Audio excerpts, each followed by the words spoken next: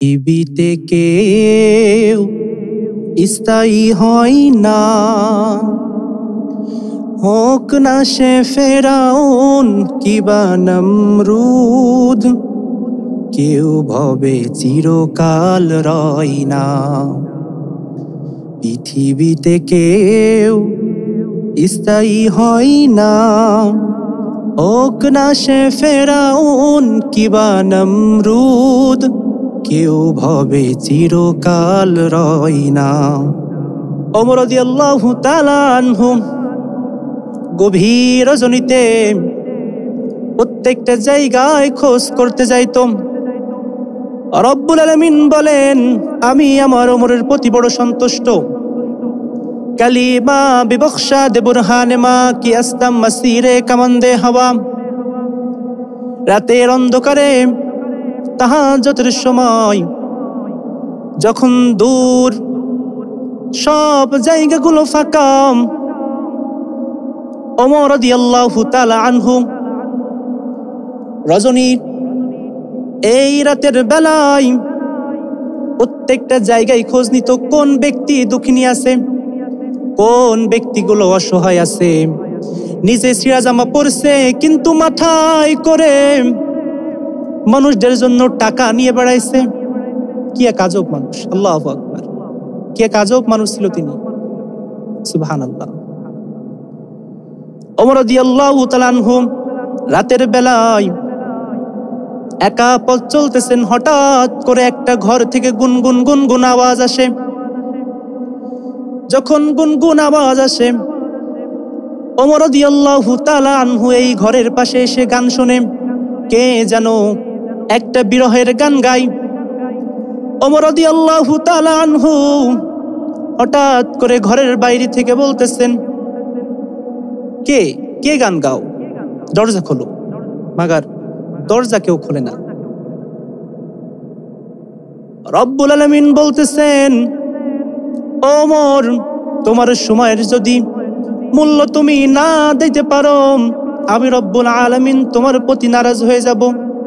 প্রত্যেকটা সময়, প্রত্যেকটা ক্ষণ, প্রত্যেকটা জায়গায় ওমর রাদিয়াল্লাহু তাআলা আনহু সিসি ক্যামেরা হয়ে যাইতো। আল্লাহু আকবার। প্রত্যেকটা জায়গায় ওমর রাদিয়াল্লাহু তাআলা আনহু হাজির হয়ে যাইতো। একটা পাপ কাজ করতে গেলে ওই জামানার মানুষের বড় ভাবনা ভাবতে হইতো, কিন্তু আজ আমার সমাজে গুনাহ করতে গেলে, একটা খারাপ কাজ করতে গেলে, চুরি করতে গেলে, ডাকাইতি করতে গেলে, খুন খারাপি করতে গেলে, টেন্ডারবাজি করতে গেলে কোনো পারমিশন লাগে না, নেতারা এমনি পারমিশন দিয়ে দেয়। ওমর রাদিয়াল্লাহু তাআলা আনহু গভীর রজনীতে যখন ওই মহিলার দরজার সামনে এসে বলতেছেন, এই মেয়ে দরজা খোলো, কোনো ওই শব্দ আসে না, গানের আওয়াজ আরো বাড়তে আছে। পিছনে যে বলে, কে আছো ভিতরে, দরজা খুলে দাও, দরজা খোলে না।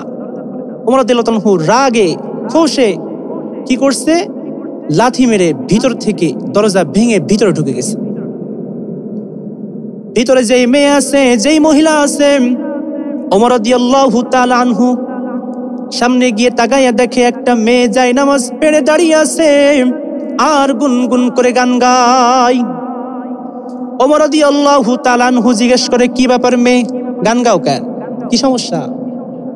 এই তাহাজ্জুদের সময় তুই মানুষের নামাজের সময় ডিস্টার্ব করো কেন, কি সমস্যা? এই মেয়ে বলে, আমি যদি গান গেয়ে ভুল করে থাকি। ওই যুবক, তুমি একটা না তিনটা ভুল করছো। কয়টা? তিনটা ভুল করছো।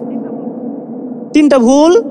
নাম্বার 1, 1 নম্বর ভুল, তুমি কারুর ঘরে ঢুকতে গেলে পারমিশন লাগে, তুমি পারমিশন না নিয়ে ঢুকে গেছো, এটা তোমার ভুল, 1 নম্বর ভুল।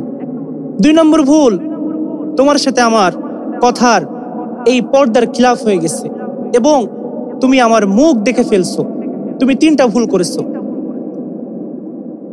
আগামীকাল আমাদের জামানার এক খলিফা আছে, ওমর রাদিয়াল্লাহু তাআলা আনহুর দরবারে গিয়ে আমি তোমার নামে বিচার করব। রব্বুল আলামিন উপর থেকে তাকাইয়া তাকাইয়া ওমরের কাহিনীগুলো দেখতেছে আর এই মেয়ের সাথে কথা আরম্ভ চলতেছে। ওমরের জানের ভিতরে ভয় লেগে গেছে। হায়রে করলাম কি।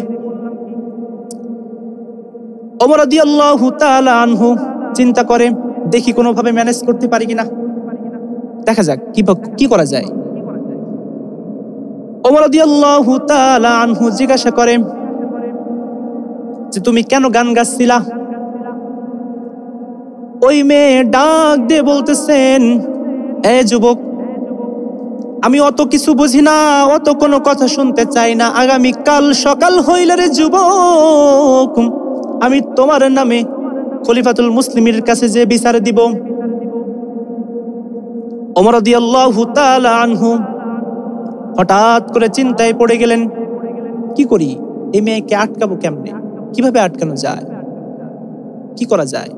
তখন ওমর রাদিয়াল্লাহু আনহুকে ওমর রাদিয়াল্লাহু আনহু নিজে বলতেছেন, আচ্ছা তুমি কি ওমরকে কখনো দেখছো? ওমর কি কখনো কি দেখছো কিনা তুমি? ওমরকে তুমি জানো?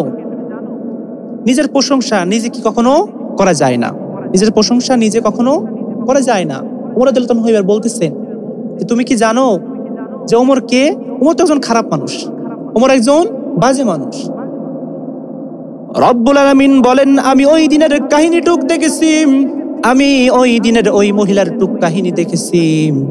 আমি দেখেছি আমার ওমরের ভিতরে কি তাজা ঈমান। ওই মহিলা এইবার ডেকে ডেকে বলতেছেন, এ যুবক, তুমি 3টা ভুল করেছিলে, নাম্বার 4 নম্বর ভুল, তুমি ওমরকে খারাপ বলছো, ভুল করছো 4টা। আমি কাল সকালে হইতে হইতে বিচার দিব তোমার নামে, কারণ আমার ওমর ফারুক রাদিয়াল্লাহু তাআলা আনহু কখনো খারাপ মানুষ হতে পারে না। কখনো নিজের ছেলের বিচারগুলো সুন্দরভাবে পালন করে। 40টা আঘাত যখন নিজের গায়ে, সন্তানের গায়ে মেরে মেরে শোধ করার পরে যখন সন্তানটা মারা যায়, তখন বিচারক হিসেবে ছেলের কবরে যে বিচার করে আসে, তার মানে এমন বিচারক কখনো ভুল বিচার করতে পারে, এমন বিচারক কখনো ভুল করতে পারে না। ওমর রাদিয়াল্লাহু তাআলা আনহু যেই রাস্তা দিয়ে যাইতো, শয়তান ওই রাস্তা দিয়ে 40 দিন যাইতো না। কয়দিন যাইতো না? 40 দিন যাইতো না। এত বেশি ভয় পাইতো ওমরকে। ওমর রাদিয়াল্লাহু তাআলা আনহু নিজের প্রশংসা এই মহিলার কাছ থেকে শুনে আল্লাহকে বলতেছেন, রব্বে কারীম, ও রব্বে কারীম, তুমি বলছো রাদিয়াল্লাহু আনহুম ওয়া রাযু আন যালিকা লিমান খাশিয়া রাব্বাম। ও রব্বুল আলামিন, তুমি বলেছো তুমি তোমার সাহাবাদের প্রতি খুশি হয়ে গেছো, এই সাহাবারাও তোমার প্রতি খুশি হয়ে গেছে। ও রব্বে কারীম, আমি তো সেই দলের ভিতরে একজন আছি। আল্লাহ আপনি তাকাইয়া দেখেন রে মালিক, ও রব্বুল আলামিন, আল্লাহ তাকাইয়া দেখেন।